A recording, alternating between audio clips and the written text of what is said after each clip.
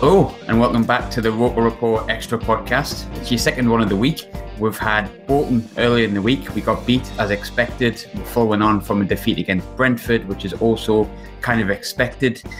I don't really know how to go any further with this or what to say that's different to usual. It's shit. It's continuously been shit for months, years, seasons. The mood around the place is as dead as it's ever been. We've got an alleged derby coming up on Saturday against Boro, which I don't think anyone's expecting anything from. We'll try our best to remain positive, and I'll try my best to not be too sad this week. But we've got Iain from Boro Fan TV to talk about how they're going to dismantle us and probably beat us by a considerable amount of goals on Saturday. How are you doing, Iain? Are you all right? Yeah, I'm okay. I'm doing great. Thanks for having us on. No bother at all, mate. I was just saying before we came on, it's, for once, no offence to my previous guest, but it's an accent I can actually understand for once. I'm picking up everything you've said so far. Proper accent in it. Proper. Yeah, proper Boro accent, aye. So, Middlesbrough, bit of a weird season for Boro. You spent a lot of money. You got a good manager at the start of the season, I think. That didn't turn out very well. You signed a load of players. Half of them have went. Well, not half, 3 or 4 of them, I think. You've got Tony Pulis, which is a complete contrast from Gary Monk. How's things been this season as a whole, if you can sum it up? Oh, in one word, underwhelming. I think, we massive expectations, Steve Gibson, beginning of the season, as we all know, said, we want to smash the league. Not we go, no, we want to smash the league. But, for most fans, it's been totally underwhelming. The money we've spent, the players we brought in. And I think, we had such a high expectations, and I think that's part of the problem. But now we just, it's, we got another 3 points last night. We got 3 points, but you're walking away from there feeling the performance isn't there. We got the 3 points, but fans are still walking away disappointed, and that's just not right. Not with the money we've spent.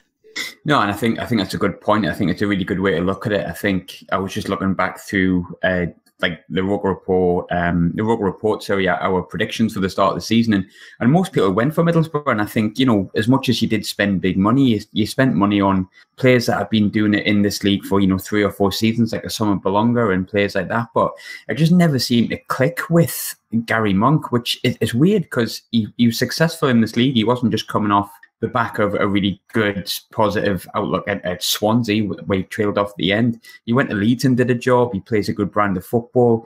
What was it that went wrong with Gary Monk? Because it was a weird one from even, I was going to say an outside perspective, but we're not that far outside. But even from our view, it was a bit premature, maybe.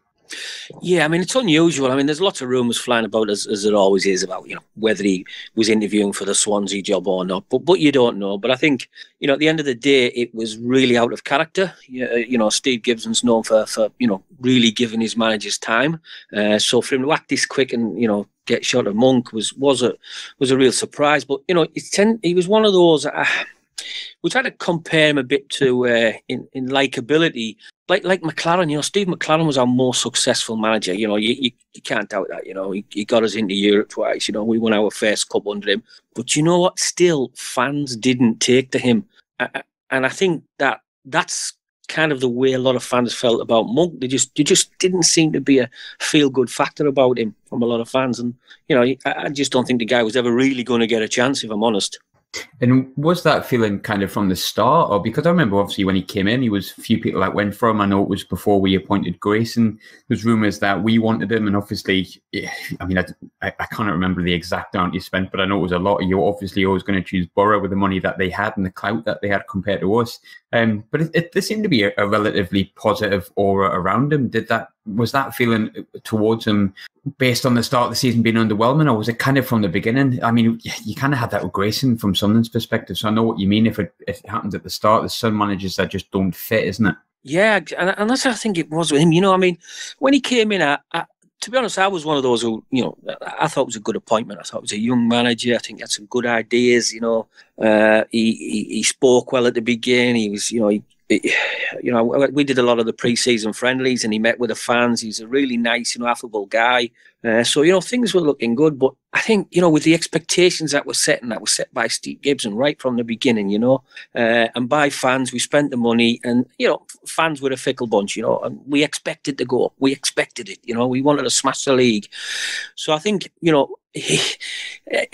those expectations were so high I think any manager that was going to come in would struggle.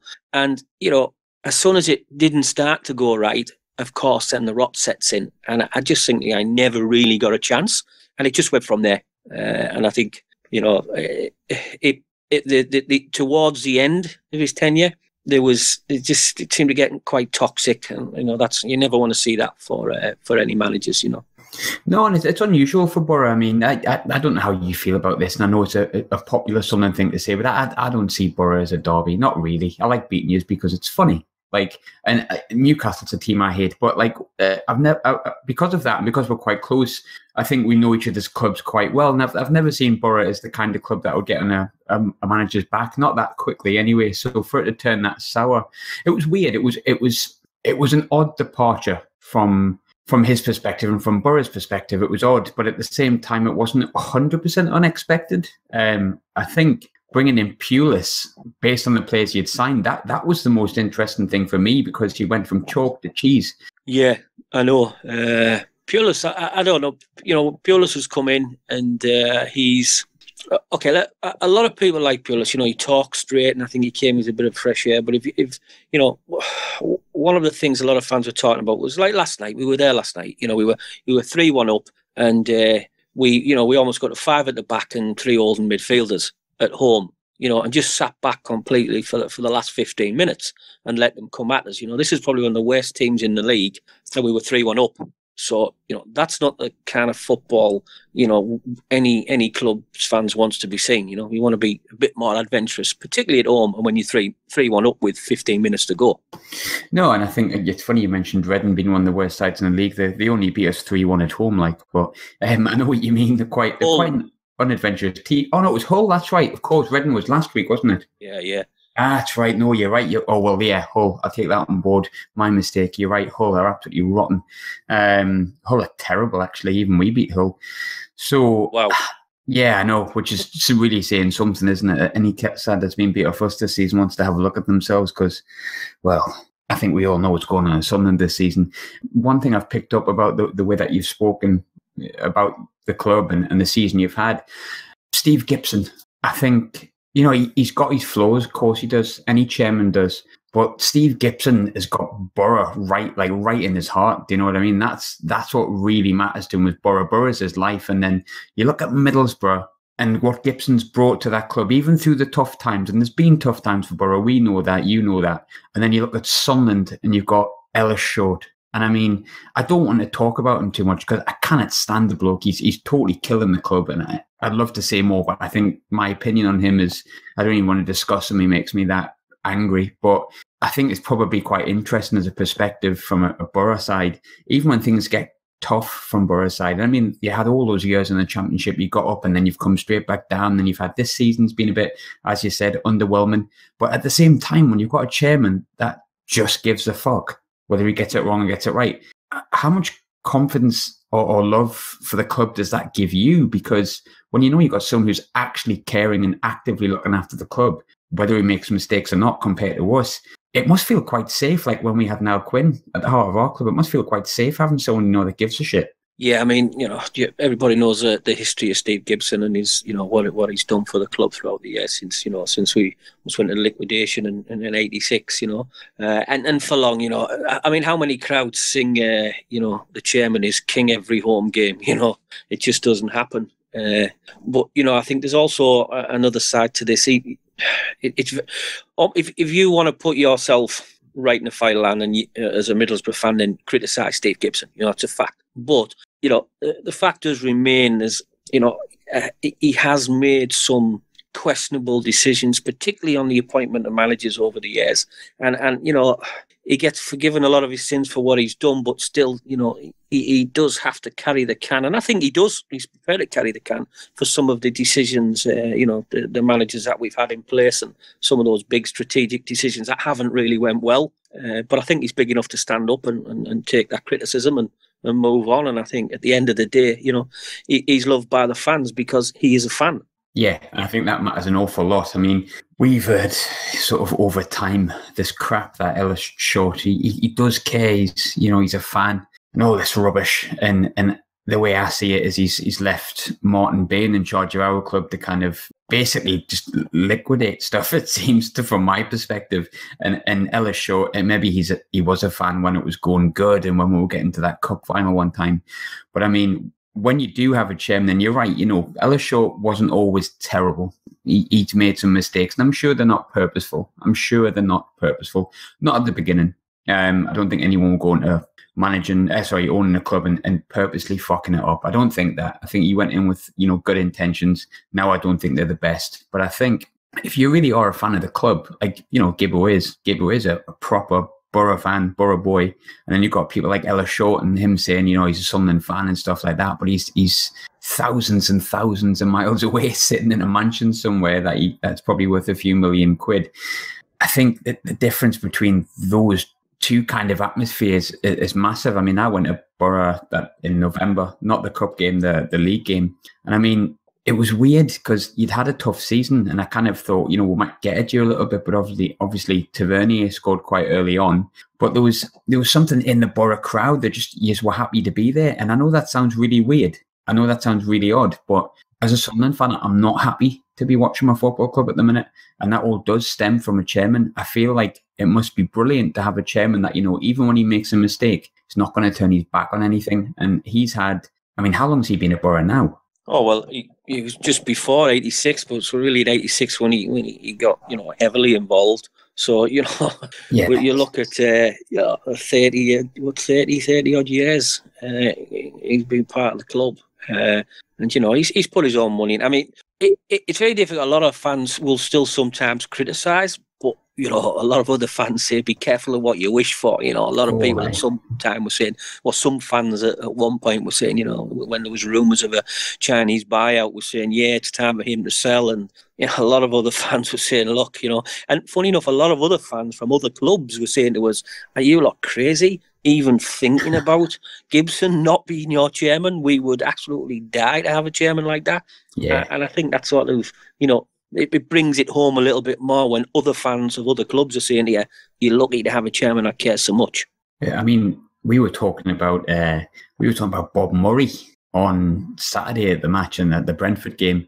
We were saying the amount of shit that Bob Murray used to get because he didn't spend his money and waving white flags. He had quite a few things that went against him. And you know what? Like, when you look back at, forget Quinny, because Quinny was brilliant. Quinny's God. Do you know what I mean? Quinny can't do any wrong. And obviously people love to have Quinny back. But even if you look at someone who didn't have that much of a good, not a good persona, maybe a good public profile on something, Bob Murray, at least you knew he had someone that cared about the club in a way. And yes, he made mistakes, and yes, he was a bit boring, and yes, he didn't spend money at the right time. And a lot of the stuff for Bob Murray was slightly before I was born. I'm a late 80s kid when I was born, so we're talking like early 90s, but he still brought the Stadium of Light to something. He still had a vision for something to be a big football club.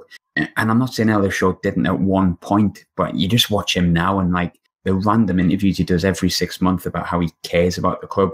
That guy doesn't care. He just wants rid of it. And 50 million for Sunderland, I wouldn't spend 50 pence if I'm honest with you. So I don't even know what he's asking at the minute. And it hurts me to say that. It really does hurt me to say it. But I'm going to get depressed if I keep going on about it. One thing I wanted to ask you, and I've got to ask you, and I'm going to ask you this very, very seriously. What have you sent us in Ashley Fletcher?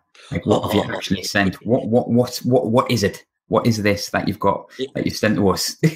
Agent Fletcher, how's he doing anyway? How is he doing? Shite.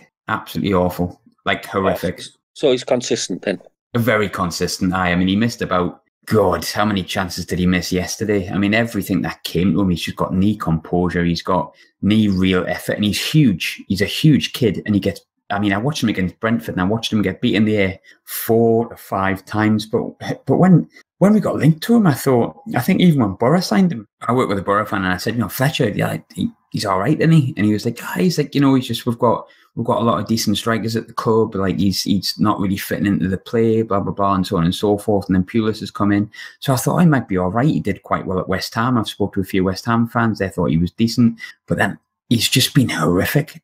What was he like for Boro? Did you see enough of him? Terrible. No, he was terrible. Yeah. He was just too lightweight. A couple of little flashes of a bit of talent. We paid, look, you got him on loan. We paid 7 million for him. What are we going to get back for him? I think nobody would pay £7 for him at the moment. and all this talk of potential, every time he played for the Boro, to be honest, he got slaughtered. And he was just too lightweight. I think, we there was when he went to Sunderland, when we loaned him to you probably could tell by the social media commentary that Boro fans were pretty relieved. It's weird that he's lightweight though, 6'5". I mean, he's absolutely huge. But I agree with you. Like, we've seen that he cannot win things in the air. He had a good 20 minutes against Ipswich, but then he just looks uninterested. And last night, I mean, to say I was angry about him last night, it wouldn't be right, because and I use this word so frequently, and I've used it for about a year and a half now, and I'm fucking sick of using it. Pardon my French, but I'm just so apathetic about the games these days. I just know how it's going to go, but like, he could have got us back in the game like countless times. And I mean, there was one shot, you'll probably be able to find it online, one shot, and I'm praying it took a deflection, but it almost hit the bloody corner flag, man. When you bring players like him in, you're looking, you're clutching at straws, and you want a bit of hope, you want a bit of a spark in the situation you're in. But, he's sterile. That's the best way to say. He's just sterile. He's sterile. He just won't. You try. It's like you want to add an ingredients to a meal to make it a bit spicy, and he's not the ingredients you add. No, he's bland. And I mean, when you consider, and I've said this for bloody weeks on the podcast, when you consider that Lewis Grabban was the bloke he replaced, and Grabban was total Marmite at Sunderland. You've got people who. Something much like most of the teams in the Northeast, Boro and Newcastle, if you put in a bit of effort, you cannot really be disliked. And the one thing that Grabban was admittedly looked a bit salty, looked a bit of a miserable bugger, didn't look like he wanted to be here, but he stuck the ball in the back of the net. And compared to Fletcher, I don't think he might score. I don't think he'll score this season, Fletcher. I really don't. No, I'll be surprised if he gets a goal at all. I mean, he's Lewis, Grabban was a miles better player than him. Oh, so far better. I mean, the thing is with Grabban, he didn't run around, and he didn't have much of a smile on his face, and he looked like a right miserable sod, but he ran the channels well, and he stuck the ball in the back of the net. Yeah, he might have scored from 2 yards out, but you've got to get yourself in that position as well. Fletcher just doesn't look like, he just does not interested, and he's got the quality to not be interested. Yeah, I mean, Grabban's always had a bit of an attitude when he was at Norwich, didn't he, when he went AWOL. But the lad can stick the ball in the back of the net, and it's just something, Lewis. Fletcher's as a striker, but the one thing he can't do is, unfortunately, stick the ball in the back of the net. And he hasn't really done it anyway, hasn't he? He's only about 2021, and the thing with Fletcher is it's 2021, and he's had about, 4 or 5 clubs already? Yeah, I think West Ham, I think it's been a ring in the hands when we paid $7 million for him. But we've paid silly money for players who are just not good enough. And I think we've got players in the team that we've paid a lot of money for, but they're just not good enough. I mean, that's a good point. Actually, I know more about Boro than I know about other clubs in this league. I'll be honest. Us being out of the Premiership for a long time, I think it's took me to this point to really understand, what teams in the league have there to offer. But I've looked through, obviously, the players that you've let go, and there's been a lot of players that you've recently signed that have gone. I mean, I'm looking through the sales here. You've got, obviously, Adam Forshaw went in January, I think. Cyrus Christie went to Fulham, I think. You also had, obviously, the Braithwaite. And what was the story with Braithwaite and Christie? Because I thought, especially Christie, Braithwaite's a bit of a, you don't know what you're going to get from someone from a different league. They could score 40 goals and you might not make it in the Championship. But Cyrus Christie was a pretty solid Championship fullback, modern day fullback. But I was quite surprised that both of them went, actually. What was the story with them two? Yeah, I mean, Pulis, I think, because I can't remember, but Christie spent some time under Pulis. I can't remember when he played with him, or he was on loan, and he didn't like him then. He just didn't fancy him as a player. Christie came in, and he was very, very popular with the Boro fans because he got forward. When he was first here, we said, probably one of the best signings of the season. A lot of talk about that, and real surprise that when Pulis come in, he sort of changed him for Shotton, who didn't have a great start in his first on his debut, but when he eventually got back into the team, Shotton's probably been the signing of the season so far. So I think when people were really initially upset about Christie going, I think the fact that Shotton has come through and done absolutely fantastic has sort of eased the blow. But we're very, very surprised about Christie going, liked him. But going forward, great, but not as strong in defence. And as you know, with Pulis, he likes a bit of help, a bit of height. He likes them to defend. And I think that's, a couple of times Christie would get caught around the back. Because he was wandering forward, he got tortured a little bit at Fulham, but a lot of that was also Lewis Baker go missing in the middle, and he didn't get cover. But there's a couple of times he would get done defensively, and I don't think Pulis likes that. What about Braithwaite? I mean, what happened there? Because I looked at his goals to game, and I mean, he scored a lot of goals. Adding goals, he was adding assists. He was that was a bit. But I think at the end of the day, what that was about is he wanted to go. Because he wasn't getting his game regularly. He's got the World Cup coming up, so he's obviously fighting with Fisher for a place in the World Cup team. So he's pretty much being told you have to play regular every week to get into the World Cup. So he's moved for his World Cup chances, and that's understandable.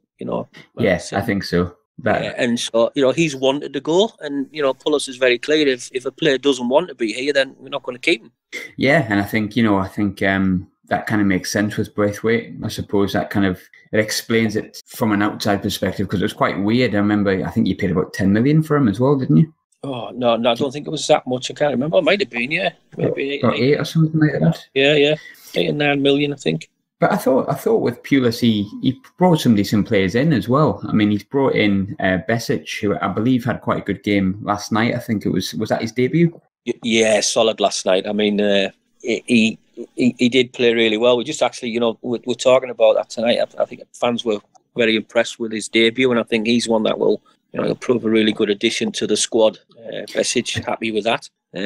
Kenny came on as well, a bit late. Yeah. But looked pretty solid at the back. So, yeah, I mean... Baker was like one of the new boys, wasn't he, in the summertime? He wasn't January, was he? He was summertime, I think. Baker was brought in. I mean, he's on loan, Lewis Baker from Chelsea.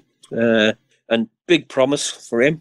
He came in, he looked really good, but he just hasn't featured. I mean, he was on the bench last night, never got on, but...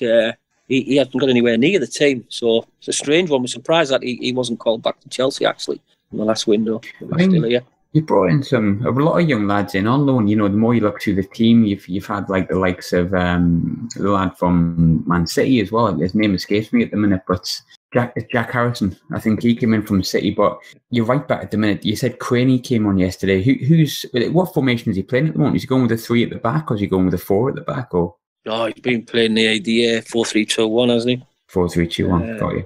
But he yesterday, about the last 15, 20 minutes, I think we went about 5-4-1. He brought on Kearney, so we had Kearney, Shotton, Ayala, Fry, and Friend across the back, and then Besic, Clayton, and Ledbetter and Howson.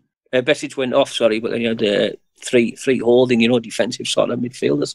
We just sat right back, and very, very strange. Crowd weren't happy with it. Not 3-1 up at home against, a team like Hull. Yeah, I mean, respect the Hull, but they're not pulling up trees at the moment. No, not at all. I mean, they were pretty, like I say, pretty rancid against us. And I had a Hull fan on just beforehand, and I think he's the only person that sounded about as depressed and unhappy with the way his club was being run as we were. This is probably a really obvious question. Anyone who watches football will know that this is probably true, but probably worth me asking. How's the style of football changed from Monk to Pulis? Has he came in and just changed it straight away, or is he doing it gradually? Or not a lot, to be honest, because Monk didn't really have a lot of time to put his stamp on it. I think there's a lot of fans will tell you there's a lot of fans are not seeing very much change from Karanka.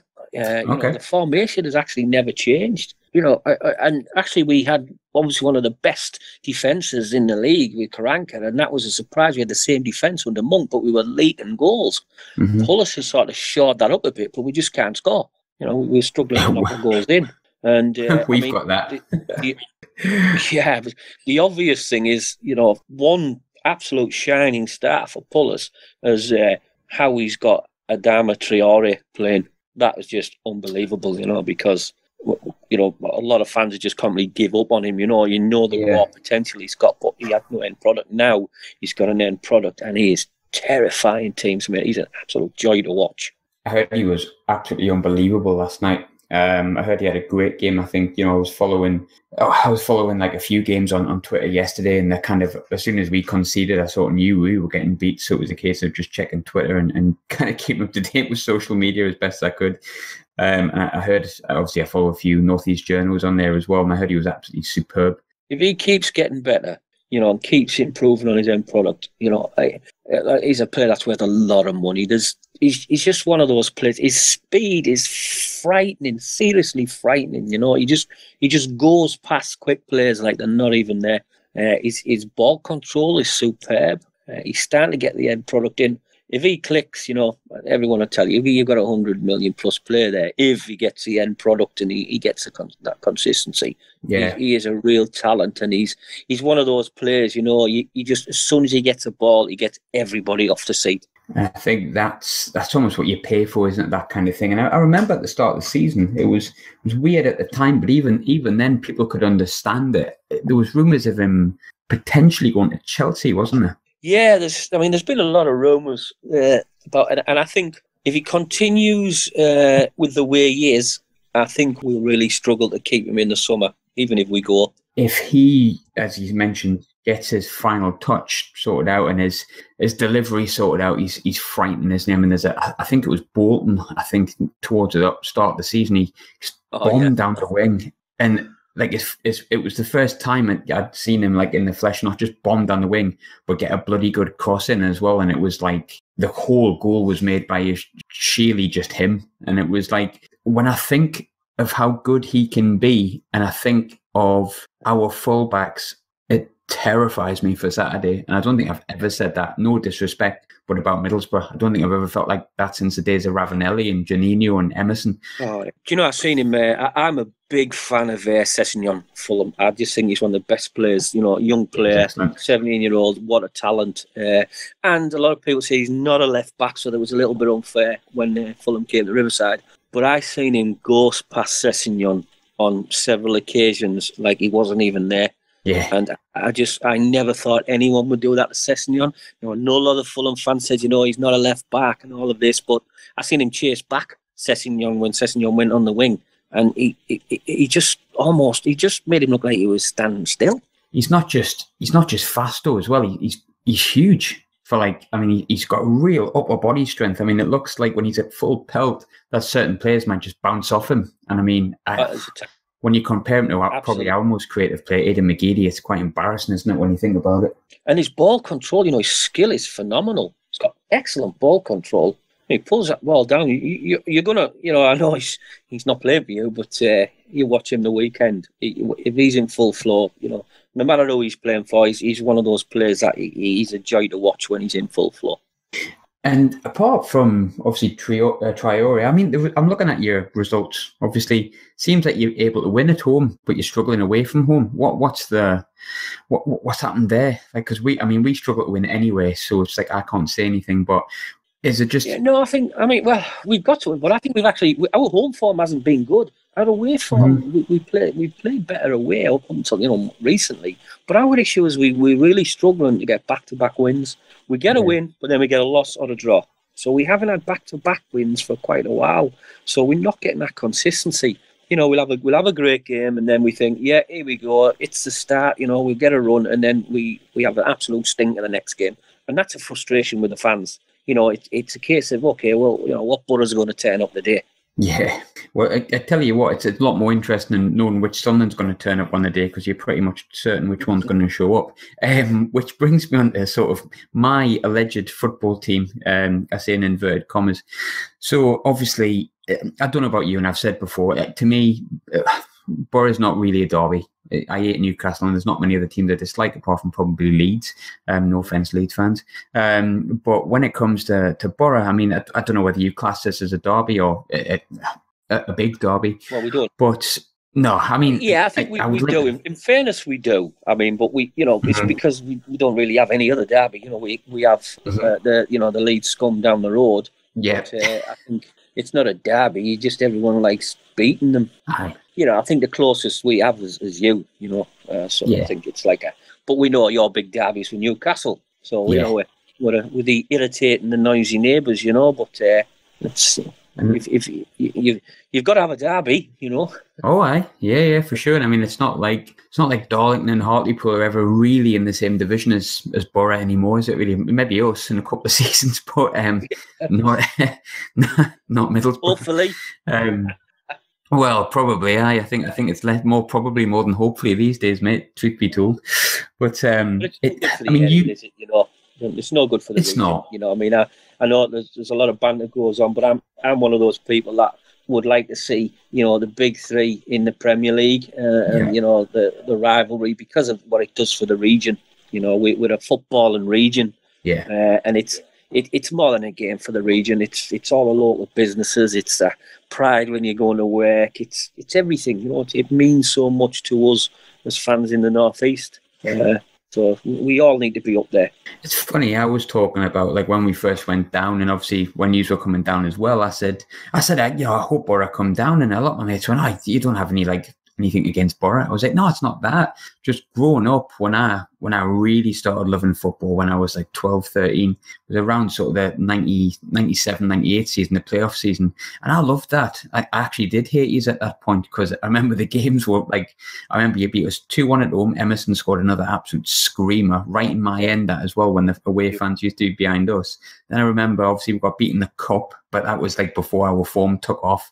And then I remember we went on this unbelievable run, but we went to the Riverside, and I think we got beat 3-1. I think it was a Branca scored, I think, from Inter Milan. Was it Branca? His name escapes me just now, but it was really good for the region to have like two teams vying for that. And I mean, I don't want to swear here, but Newcastle were doing all right at the time and all, and I'd love to see them, suffer forevermore. But truth be told, when Sunderland are as bad as we are now, I stopped caring about Newcastle. I couldn't give a shite. But I was looking forward to Sunderland and Boro maybe vying for, I don't know, with the playoffs, but I thought it would be competitive games. But this season, Sunderland Middlesbrough just felt like a damn squib, hasn't it? It's just been like, you've turned up, allegedly turned up, and it's just been so easy.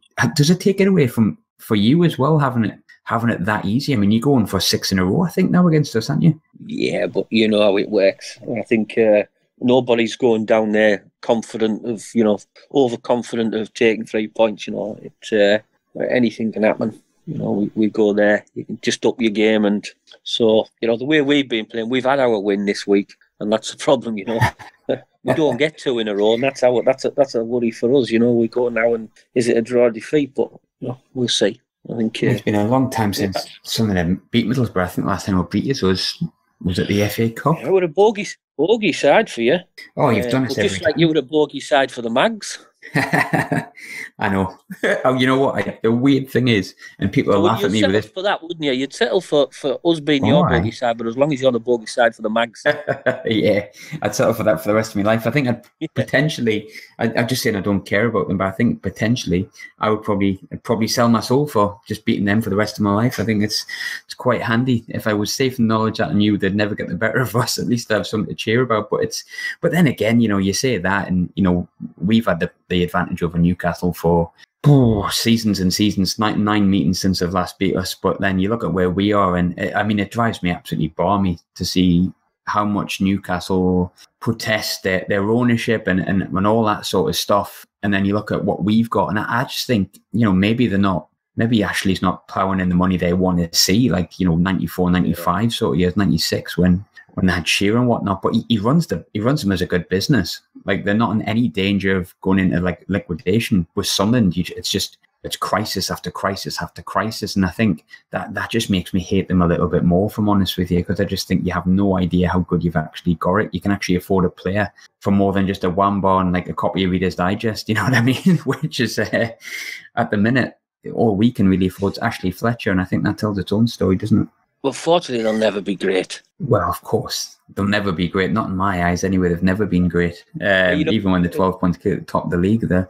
Yeah, it was funny. I was reading an article, believe it or not, the other day, and an old magazine, and there's a player profile of Marco Gabardini. Oh wow, that's a player that if you had that player, well, I mean, a cracking player, wasn't he? What a striker! Oh, he was dynamite. We need another Marco Gabardini. Another Kevin Phillips would do me, but we couldn't even afford him nowadays. I think even back in the, not even at 40, 42, 43-year-old, we probably couldn't afford the bugger. And I think, you know, that's the thing. There's a lot of, when Coleman came in, he said all the right stuff, and, you know, I'm behind him. I think, you know, he's not Guardiola, but he's saying the right stuff, and I definitely feel he's the right man for the job, but he's just got nothing to work with. We're really missing someone on the pitch who wears like the red and white shirt with pride. There's not many of them. I think you've got young boys like Joe Lasoro and Ethan Robson, Josh Maja. You can see they really care, but at the same time, you're talking about 17, 18-year-old kids that are trying to learn their trade. They're going to make mistake after mistake. It's actually the experienced players with us, the likes of your McGeady's and Lee Cattermole, who are just not shown up this season. And I mean, I never thought I'd level criticism at Lee Cattermole, because Lee Cattermole is the kind of player that would thrive in the North East, and that's why he's done so well at Middlesbrough, and that's why he's done previously so well at Sunderland. But he's hid this year. He's completely hid. He's not been. I think one of our worst players easily. He's a limited player though. You know. Oh yeah. Even he'd work on heart and passion and throwing a few dirty tackles in, but he's a limited player. He's not a great playmaker. But you know, McGeady could be and is, but you know, you kind of look at some of these players and you know, no disrespect to McGeady, but he's a bit of a journeyman now, you know. He is now, of course. You know, and these are players that really want to roll up the sleeves and get stuck in when you're in a relegation fight. I'm not so sure, you know. Cattermole, yeah, you know, he'll put a foot in. But you know, it's going to be demoralising for some of the young players that you've got, you know, to go through this. It's not a good time. I mean, you know, I thought you would with Coleman. I think he is the right guy for the job. I think you go a long way to get a better guy in than Coleman. But you're right, he hasn't got a lot to work with, and I think, you know, when I was looking early in the season, I thought, no, you know, Sunderland they'll start coming up. You know, as much as we'd like them to go down, you know, they won't. They'll come up. But I tell you, look at it now. You're really, really struggling now, aren't you? It's difficult to see. You know, you need something that's going to turn that around. I mean, we're now 6 points behind Bolton. I think, you know, as a fan base, if I'm honest with you, and it's very easy to get caught up in the depression of Sunderland over the past 5-6 seasons. It's very easy to feel like this will never get better, and it does certainly feel like that. But you know, realistically, there's actually only 3 points between us and getting out of it. It seems to take us. It seems like we have to have 11 players on form, every single one of them running hell for leather. When we beat Hull, it wasn't a perfect performance, but Cattermole had a good game, O'Shea had a good game, Soro had a good game. Like everyone on the pitch had a good game. They all played well, and it seems like you need to have every player given like a 7 or an 8 out of 10 to get a win. And if we have 1 or 2 players on 6s and 5s, it becomes, you know, not just 1 or 2 players, it becomes 4 or 5, and then you get 7 or 8, and you've got 3 players that you can say, well, they've run about a bit, and it's generally always the same people. And I think Coleman said something after the Brentford game. He put 4 at the back midway second half against Bristol City, instead of his 5 at the back with these 2 wing backs. And he said, you know, he's like, I don't think it's a formation. I think it's the attitude. I think it's the desire, he says. And I think, but I'll change it. You know, we scored 3 goals second half. I'll change it. I'll put 4 in, and it was exactly the same. And he came out after the Brentford game and he said, I've said it. You know, it's not the formation, it's attitude, it's desire, it's atmosphere, it's will to win, pretty much. And I think he couldn't be more right. You know, you've got the same 3 players, in my opinion, who, limited as some of them are, like George Honeyman and Joe Lasoro, who showed a lot of promise, to be fair to him, since he's getting in the team on a more permanent basis. It's only them players that run about. Suddenly, when Cattermole runs about and O'Shea has a good game, and you know the other players come into it, it becomes different when you've got like 7 or 8 players performing to the standard they can. But with 3 players every week, it's not enough. Yeah. And you've got to look. You know, there's got to be 3 worse teams, and you're in that league. That's a frustrating thing. You know, there's got to be 3 worse teams. You know, I don't know. I don't know if there is. If I'm honest, I don't know if there is, and I don't know if it's just the depression of Sunderland, but I think the only team I've seen worse than Sunderland this season's probably been Hull. Aside from that, I mean, Bolton beat us relatively comfortably last night. Yeah, that's it. In a bit of form, man. Well, we made Hull look like well beaters for the last 15 minutes last night.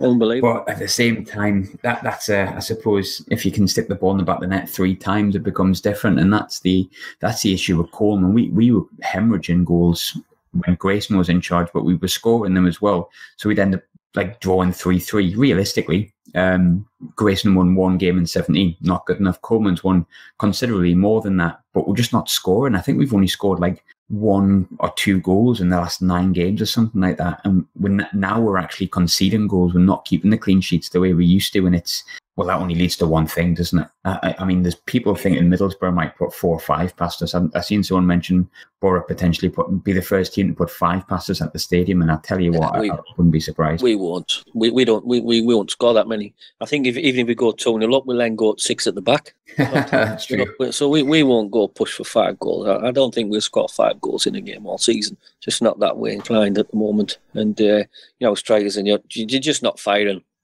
We're a little bit lacking, despite the the resources we got. We just haven't been able to make the best of them.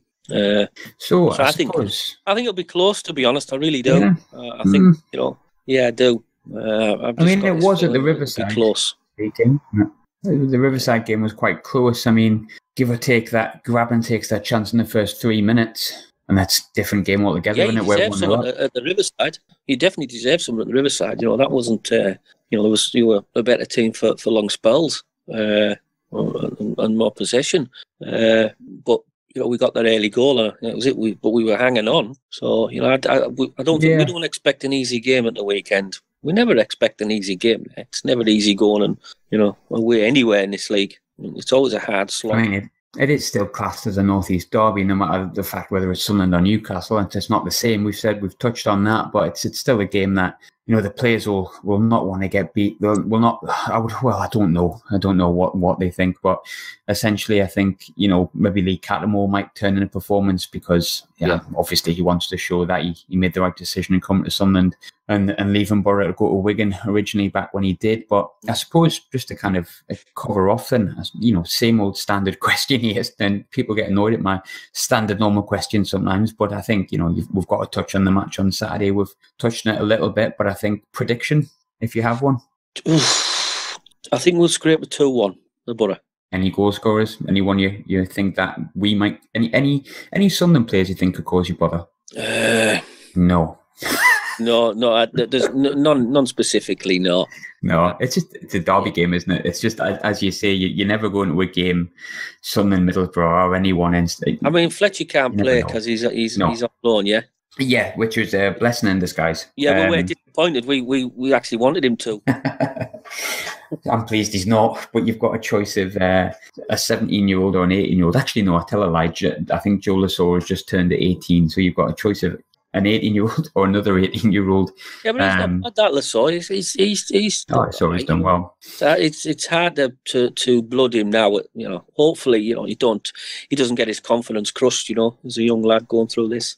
I hope not, because he has, to be fair to him, I've criticised Sunderland as a team and as a player has played for quite a bit. And the really annoying thing is I've never actually criticised Joe Lasora. And the really weird thing is, for some random reason, he's blocked me on Twitter. If you're listening, Joel, I didn't say anything. It was not aimed at you. It was fully aimed at the team. You're the only one I like at the minute. So please, if you do get a second, feel free to tick the unblock button, because I'd like to praise you now and again.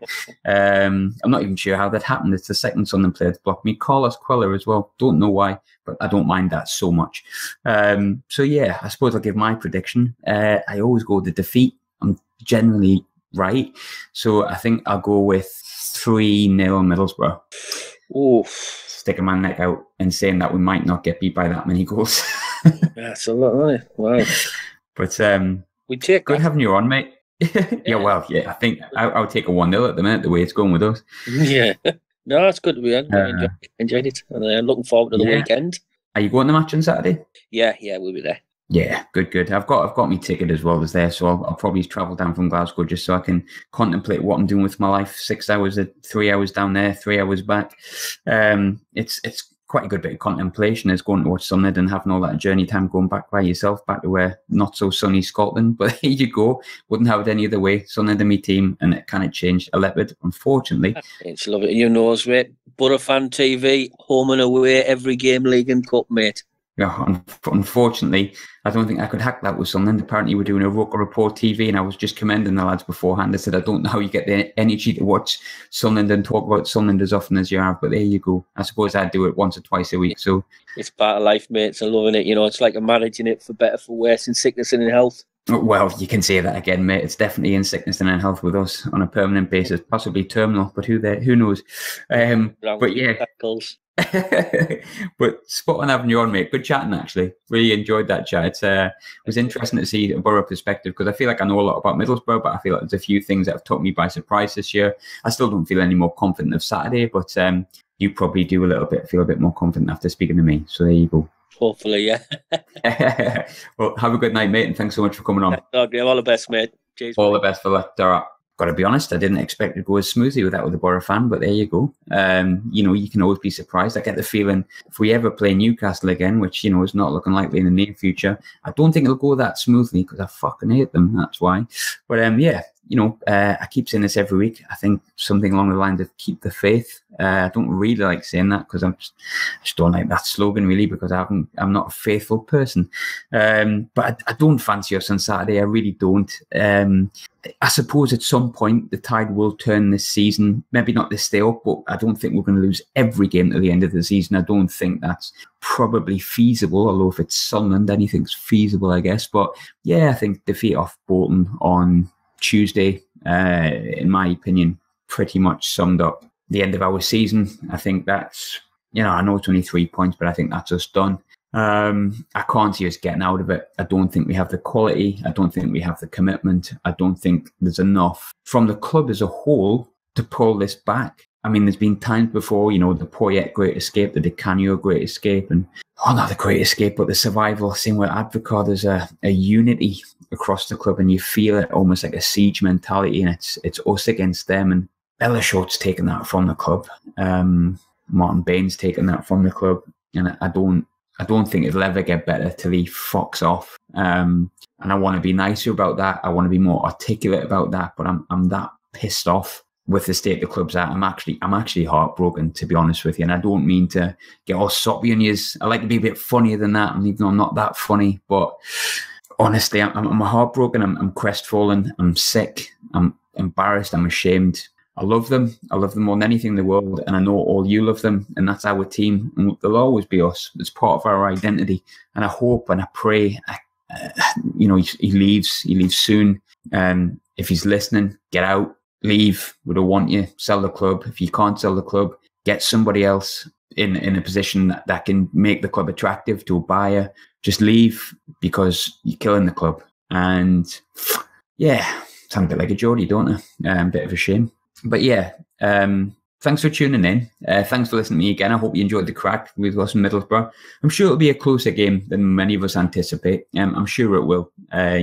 Derbies, whether your class this as a derby or not, it's still a good game. It's still a close-fought game. And even with Robbie Stockdale in charge in November, we did come close to a result. And if Graben's chance had gone in the top corner rather than being saved, you never know how that game might have turned out. That's the one thing with Sunderland. It's the one thing with football. It's 11 men against 11 men on the day. Just like 1973 was, I guess. It's not about the quality or the previous form or what's to come. It's about the 11 players on that day. And I just hope if any of the players are listening to this or any of the fans, as I hope these are listening to me drone on, just get behind them for the one game. Let's try and pull this back as best we can. What else we're going to do with Sunderland at the end of the day? And there's nothing else we can really do apart from get behind them and just hope it changes. But yeah, thanks for your time. We'll catch you next week. We'll have another preview podcast. We've obviously got the other podcasts in the week coming up, which will be reaction. Obviously, we've got Roker Rapport TV on the way as well, which I think comes out on the day this gets released as well. So yeah, plenty of content, absolutely loads of content, loads of stuff to catch up on, and hopefully stuff you enjoy reading. Speak to you soon.